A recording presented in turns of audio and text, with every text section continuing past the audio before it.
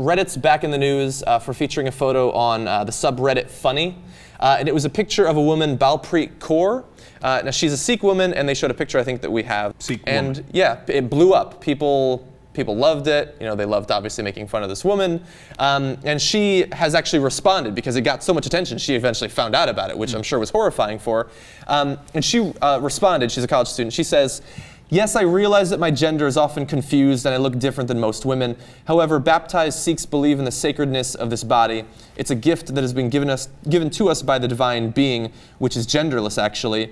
And we must keep it intact as a submission to the divine will." Now, people who know about Sikhs know that they follow something called the 5 Ks, and these are these different things that they're supposed to keep on their body at all times.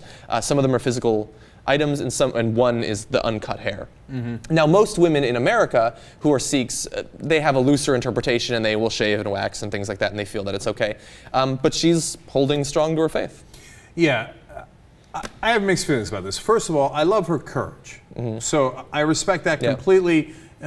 In the face of great societal expectations and possible criticism, and then that criticism was certainly realized on the internet in a massive way, she's still holding strong. So I have tremendous respect for that. Now, on the other hand, I'm an agnostic. I don't believe in any of the religions.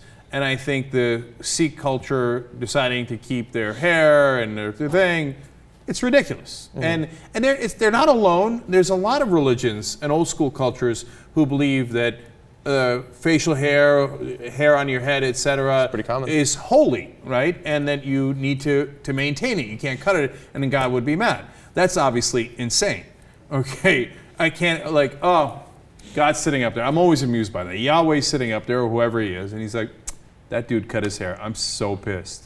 Okay, that guy is in big, big trouble. Okay, like in their vision, supercuts is like a roadway to hell, right? Mm-hmm. It's crazy talk. It's crazy talk. There's fundamentalists of all the different religions, and look, and it doesn't even take a fundamentalist Sikh this is a practicing Sikh that does this, for the men especially. And I'm just not buying it because I'm agnostic. I think it's ridiculous. Yeah, I also admire her courage. She actually has a quote: "I'm not embarrassed or even humiliated by the attention, both negative and positive, that this picture is getting because it's who I am. If you're out and about on the OSU campus, by all means, come by and say hello." So you got to respect that. Absolutely. But I totally agree with you. I remember George Carlin talking about how in one religion, men have to wear hats, women can't wear hats. In another religion, women have to wear hats, men can't wear hats. Well, at least half of them are It's ridiculous. Exactly. Look, so I support what she's doing to the extent that I don't want to attack her. I admire her courage, but I wouldn't do it. I do think it's I've silly talked about this as an atheist. I think it's silly. I've talked about this in the context of Orthodox Jews who wear the old Russian outfits. They wear the giant coats and the giant hats. I mean, I don't know how they find hats that large. I don't know how they keep them on their head.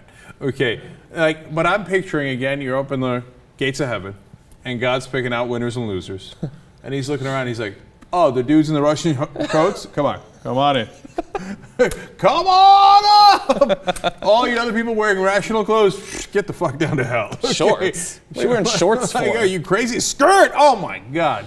Yeah, Beelzebub, this one's yours. Right, so I don't think he's going to judge you based on your hair length, your facial hair.